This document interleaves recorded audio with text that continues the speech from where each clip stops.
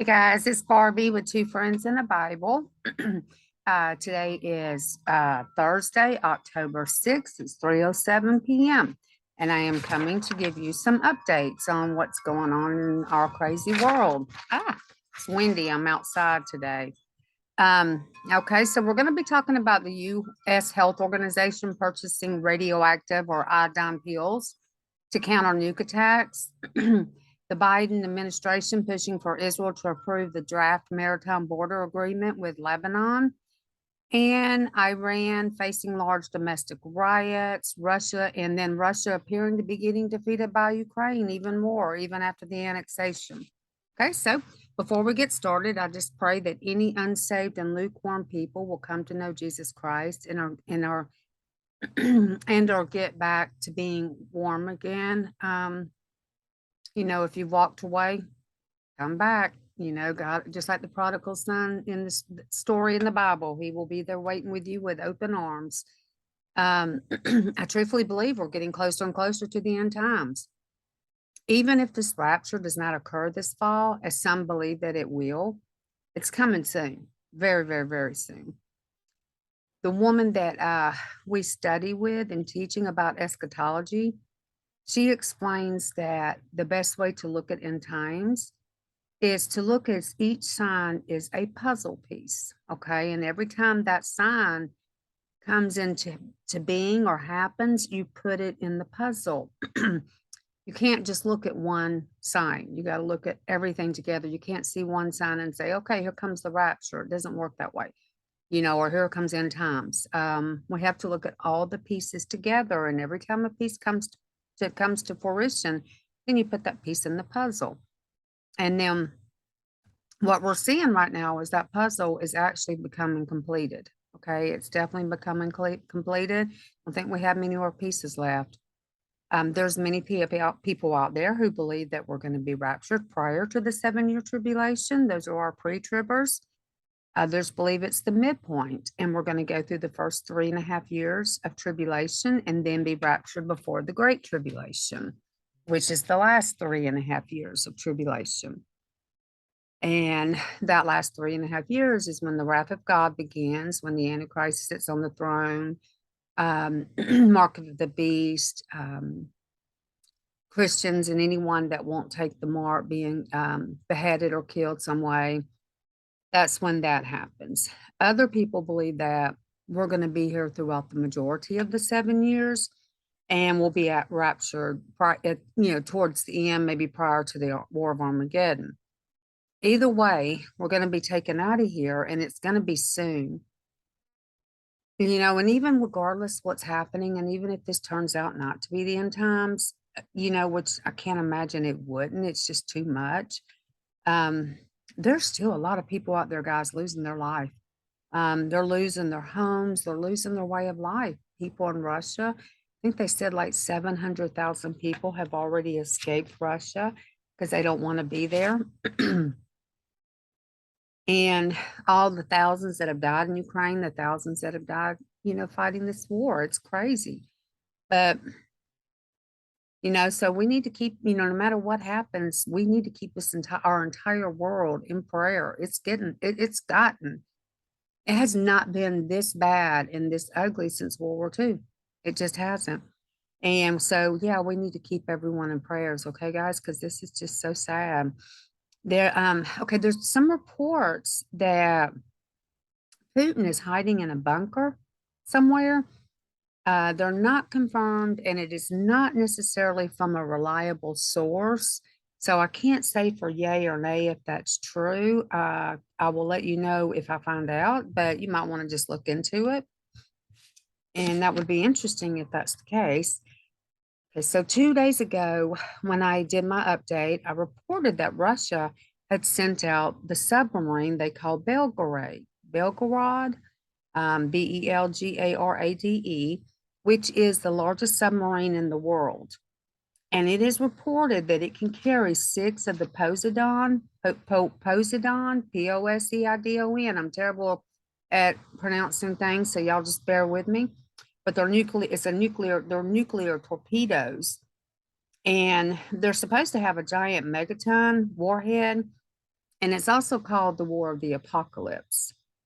From what I'm gathering, and I don't know if this is true or not, but from what I've been told by someone who seems to be a fairly reliable source, Russia's never tested this nuke before. Okay, now they're saying it's the biggest one out there. You know, it's the megaton, giant megaton warhead, whatever. And it's supposed to be one that will most definitely cause massive fallouts. I don't, they're saying he's not tested it yet. It's only it's only speculation on what it can do. Do we know this for sure? No, we don't. So my suggestion is to be smart and to prepare. Get a go bag ready. Okay.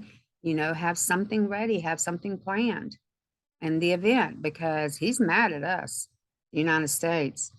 Okay, so Ukraine is pushing Russia back in its annexed cities. Big time. That's what they're reporting, what they're showing. So is that really what is happening, or is Putin pulling his troops back and allowing this to happen? Now, because of how the war has gone over the last couple of months, I'd say Ukraine probably is pushing back, but you can never underestimate Putin, ever, ever, ever. Okay, so we need to think of it as a possibility that Putin is actually allowing this to happen. Someone I listen to and I trust really, really well, he gave a theory yesterday, and this made kind of some good sense. And it's regarding the Belgorod. No one actually at this time knows exactly where it's at. Only that we know that it definitely has left the holding area that it was at.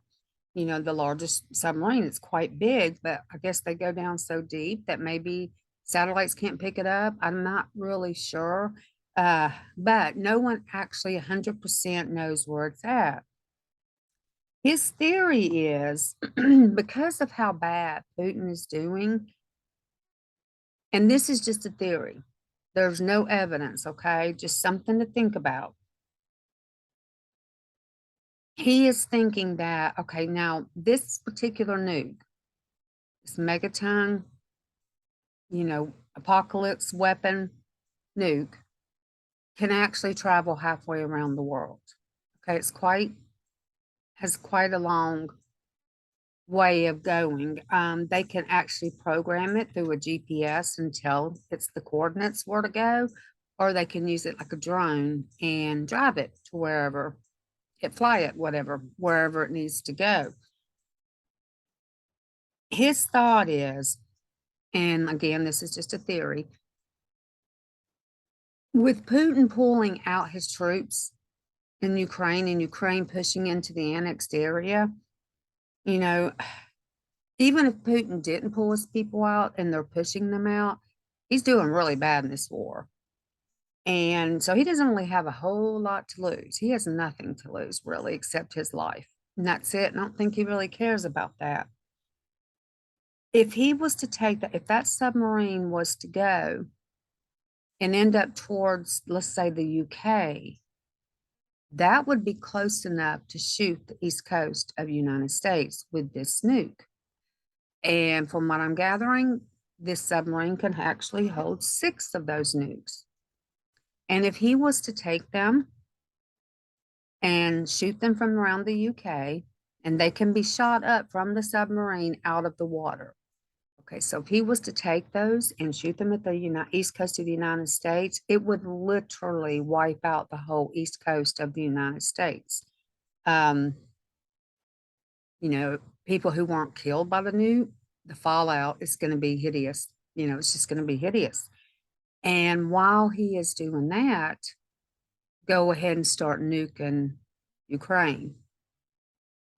And so right now, the Ukraine, most people said that Russia would take off the Ukraine in, a month or so. And probably they would have had the West and NATO not have helped so much. But we've sent billions and billions of dollars in weapons and stuff to them. And this is something that Putin was not counting on. And then in addition to that, we've agreed to send 1.5 million a month to them. So, I mean, honestly,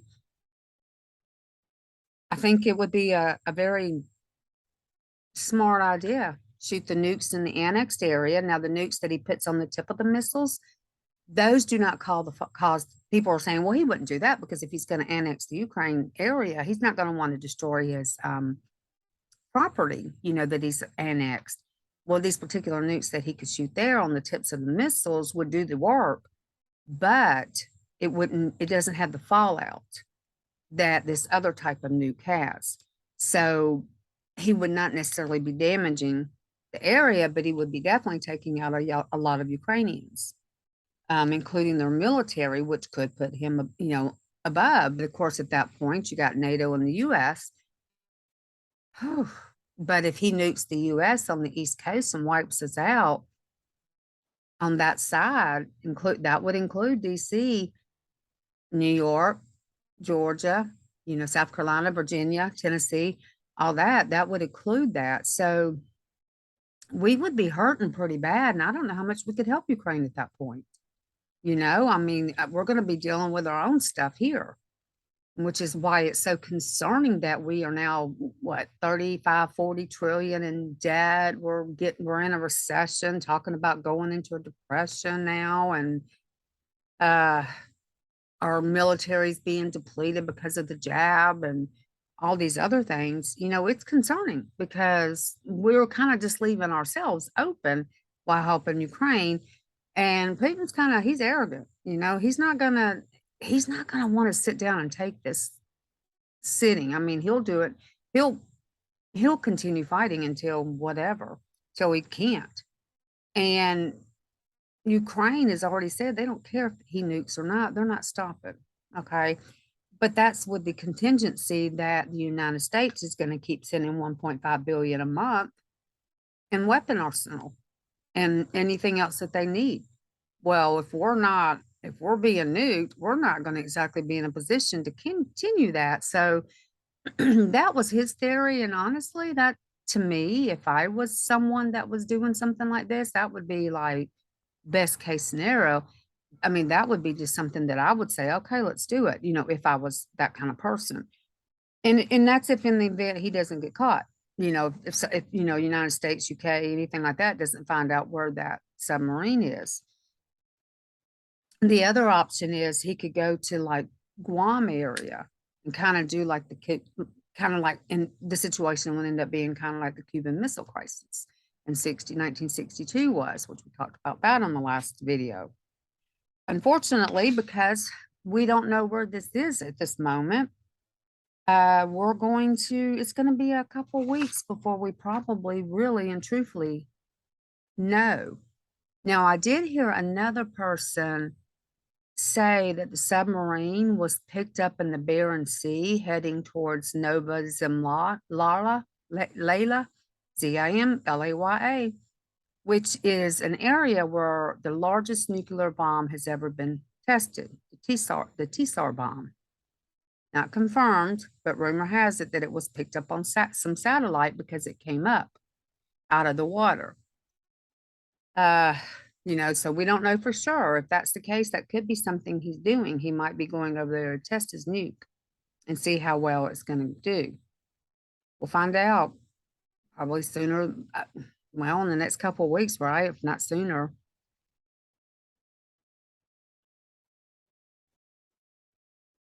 Putin, he really has not a whole lot of options left. He's not doing well in this war. Putin a couple of weeks ago ordered millions of dollars in the radiation, the iodine pills. Those pills are used to protect people in the event of a nuclear blast. Not sure how well they would do, depending on the nuke, but yeah, that's what he's done. And Ukraine has also given the people in Kiev iodine pills as well to take, because that is one area they highly believe he will nuke, because that is the capital of Ukraine. And another thing too is, everybody is saying that Russia is going to be taken out. the Russia's going to be defeated and Putin is going to be destroyed and Ukraine is going to end up going in and taking Russia back. But and that could happen, who knows? But one thing I do remember, and we teach a video on this, is the Gog Magog War.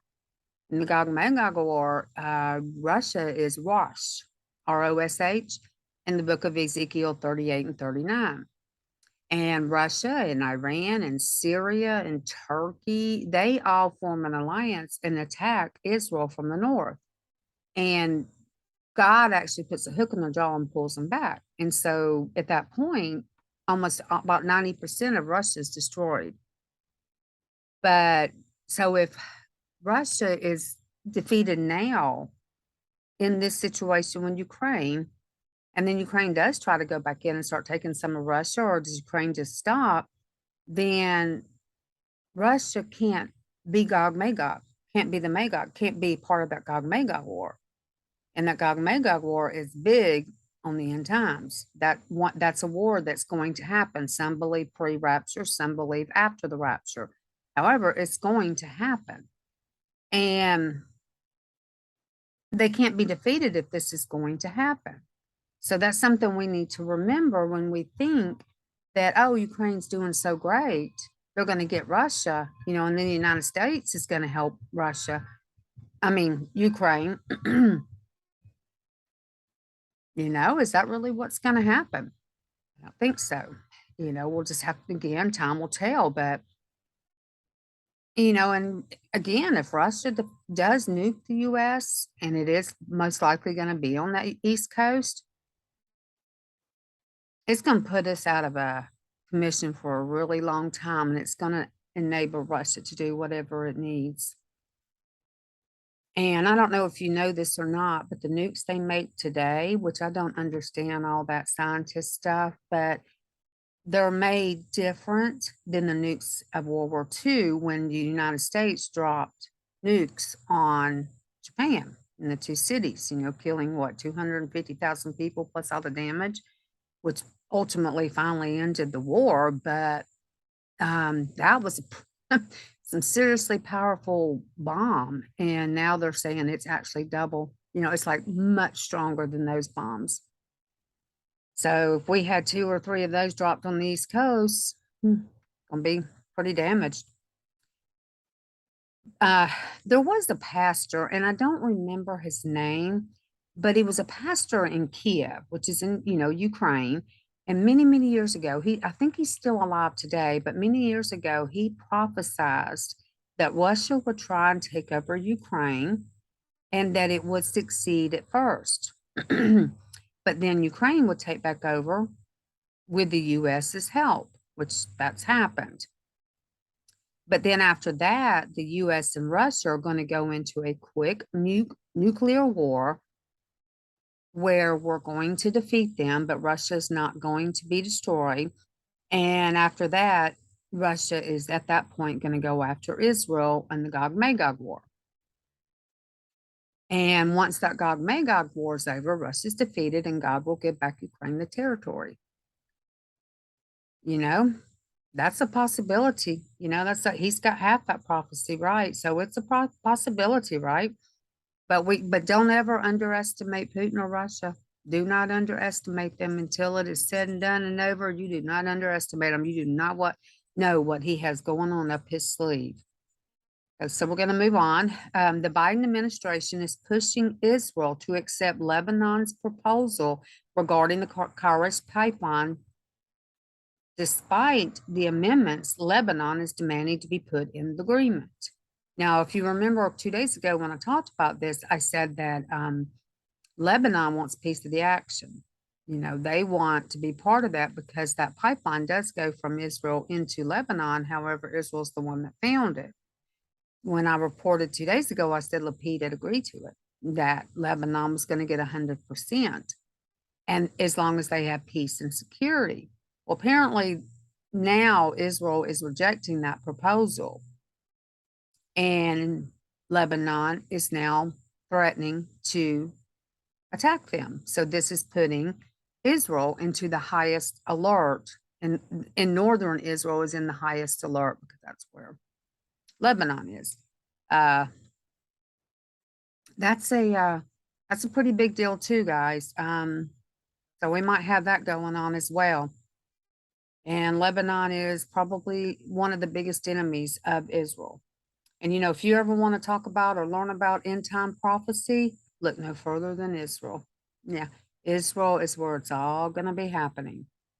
And so in addition to this in Israel, their Yom Kippur. Now, some people say it started last night. Some people said sundown at 6 p.m. because their time is around 6 p.m. sundown till 6 a.m. sun up, whereas ours is like the 12-12 cycle.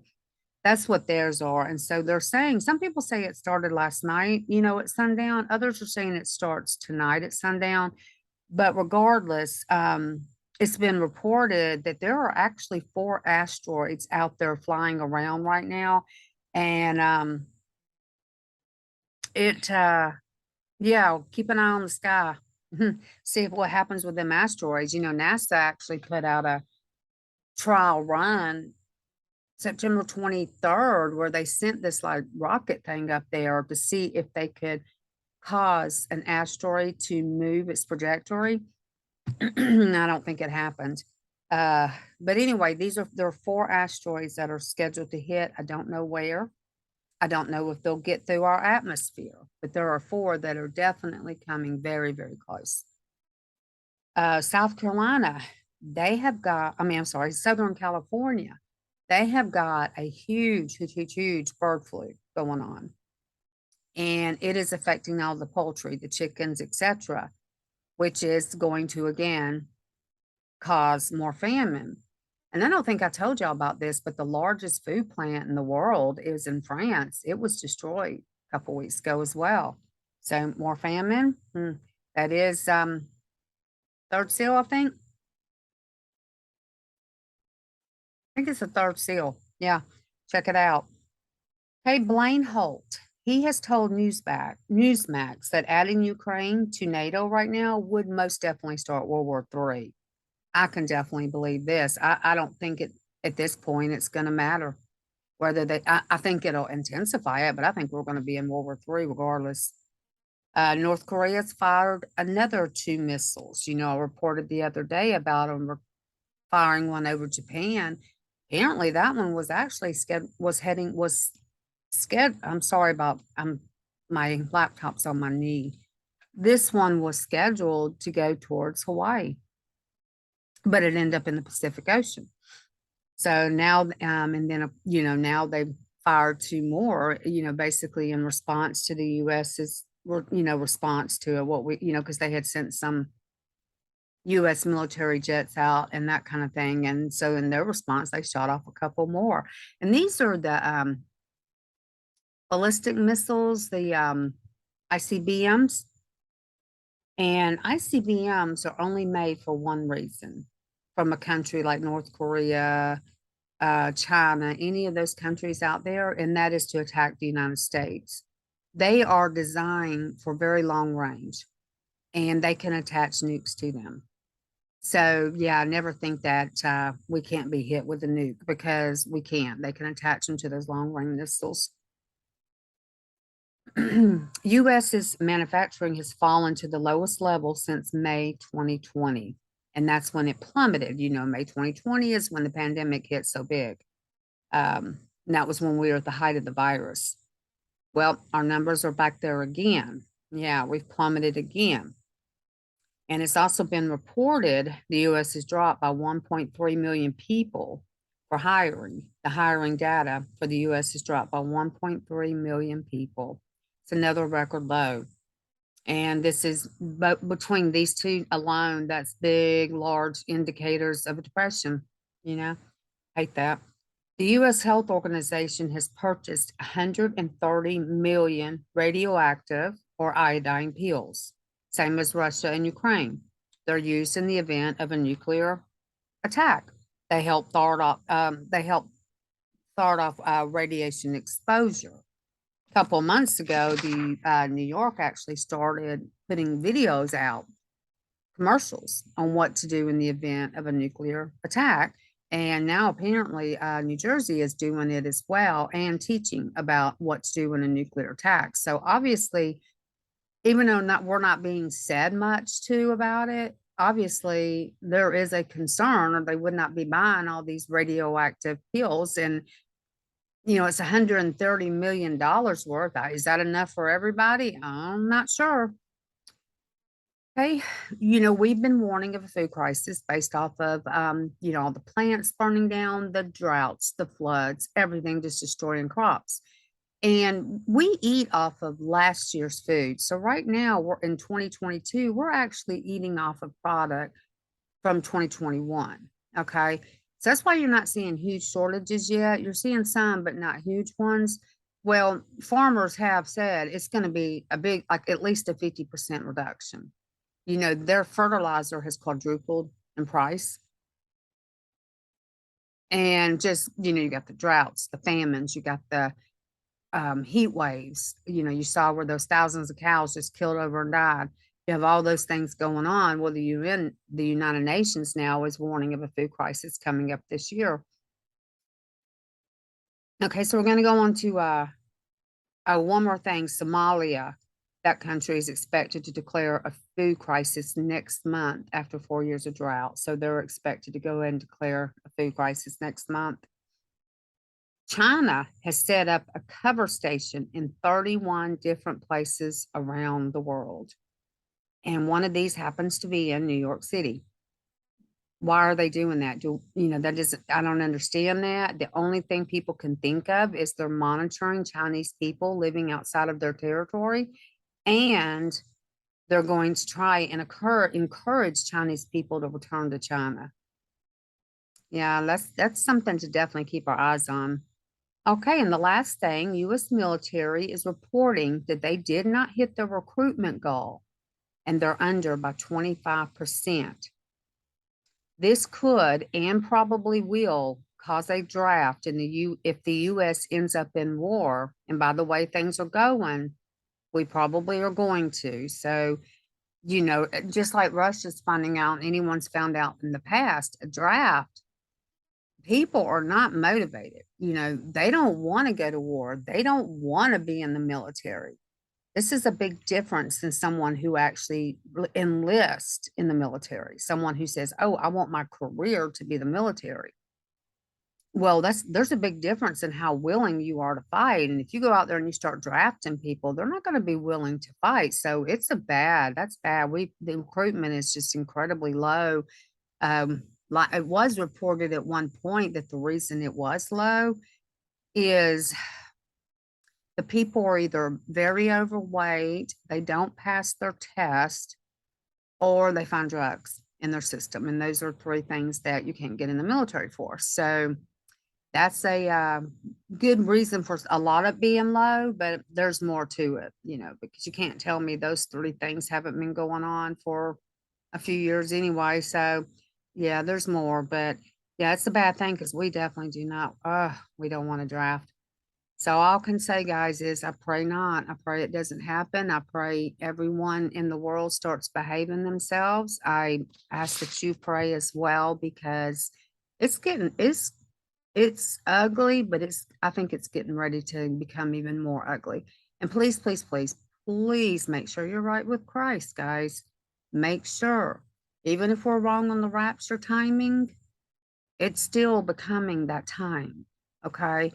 It could happen today, it could happen next week, it could happen in 3 months, but I guarantee it ain't gonna happen after a few years. But you don't want to wait, because you are not promised tomorrow. You're not promised today. So please make sure you're right with Christ. God wants everyone to come with him. He doesn't want anyone to perish, and he certainly does not want anyone going to hell. He didn't make hell for us. He made it for Satan and the demons. We make decisions to go to hell. Okay, so make sure you're right with God. If you're lukewarm means that you're of the world, but you're also of God. You can't eat from a sinner's table and eat from God's table. It can't be both. It just can't be. And I've had to learn that myself. You cannot eat from both tables. It just won't work. You know, if you're, that means you love the sinners, you hate the sins, but you cannot eat at the sinner's table. Um, and then also eat at God's table. It just won't work because you will be pulled towards that sinner's table. And that's where you become lukewarm. You know, warm is when you're totally in the word, you know, you're involved, you know, you have a relationship with Christ. That's warm.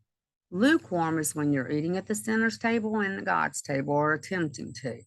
And Jesus even tells you in the 7 churches, I believe it's the 7 churches in Revelation, he doesn't want you to be lukewarm.